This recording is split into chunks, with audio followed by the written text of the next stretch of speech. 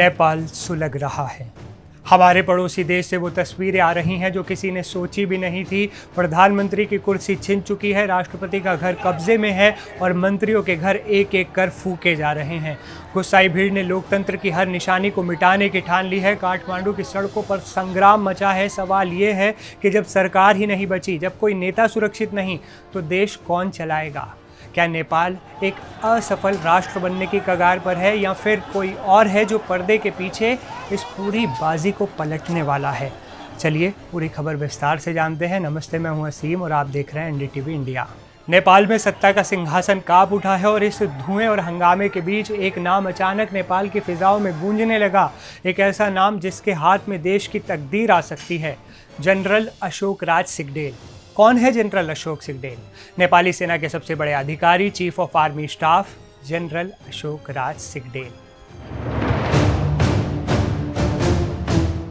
नेपाल के संविधान में एक ऐसी व्यवस्था है, जब देश में राजनीतिक अस्थिरता चरम पर होती है, इमरजेंसी जैसे हालात होते हैं, तो देश की अस्थायी कमान सेना प्रमुख को सौंपी जा सकती है।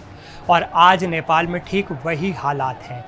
इसीलिए हर किसी की नज़रें सिर्फ एक ही शख्स पर टिकी हैं, जनरल अशोक राज।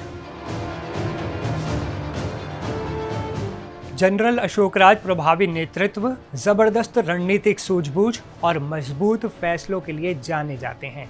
चाहे देश के अंदर सीमा विवाद हो या कोई बड़ी आपदा, जनरल अशोक राज सिंहदेल ने हमेशा अपनी निर्णायक भूमिका निभाई।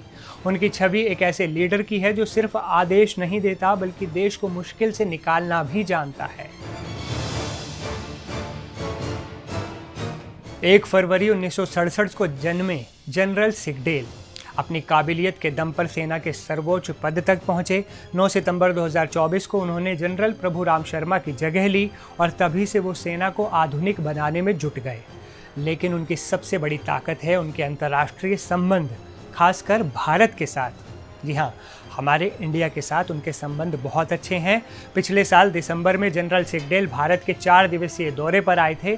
यहाँ भारत ने उन्हें एक ऐसा सम्मान दिया जो बहुत खास है। राष्ट्रपति द्रौपदी मुर्मू ने उन्हें भारतीय सेना के जनरल की मानद उपाधि, मानद रैंक से सम्मानित किया। ये सम्मान भारत और नेपाल के गहरे सैन्य रिश्तों का प्रतीक है। इस दौर में भारत ने नेपाल को कई रक्षा उपकरण, मेडिकल किट और सैन्य ट्रेनिंग का विश्वास भी दिया। यानी जनरल सिंहदेल सिर्फ नेपाल में ही नहीं, बल्कि इस पूरे क्षेत्र में एक बेहद महत्वपूर्ण और शक्तिशाली शख्सियत हैं। तो अब सवाल फिर वहीं आकर खड़ा हो गया।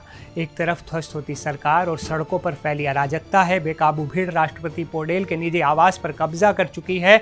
एक के बाद एक कई मंत्री इस्तीफा देकर भाग रहे हैं, क्योंकि उनके घरों को भी निशाना बनाया जा रहा है। काठमांडू की गलियां युद्ध के मैदान में बदल गई हैं, तो दूसरी तरफ एक शक्तिशाली सेना प्रमुख है जिसके हाथ में देश की बागडोर आ सकती है। क्या नेपाल में लोकतंत्र खत्म हो जाएगा? क्या जनरल सिंहदेल सत्ता संभालेंगे? क्या सेना अब नेपाल का भविष्य तय करेगी? नेपाल एक ऐसे दोराहे पर खड़ा है जहां से एक रास्ता पूरी तरह तबाही की ओर जाता है और दूसरा रास्ता कहां जाता है, ये शायद सिर्फ जनरल अशोक राज सिंहदेल ही जानते हैं। इस खबर पर हमारी नज़र बनी हुई है। हर अपडेट सबसे पहले जानने के लिए आप देखते रहें एनडीटीवी इंडिया।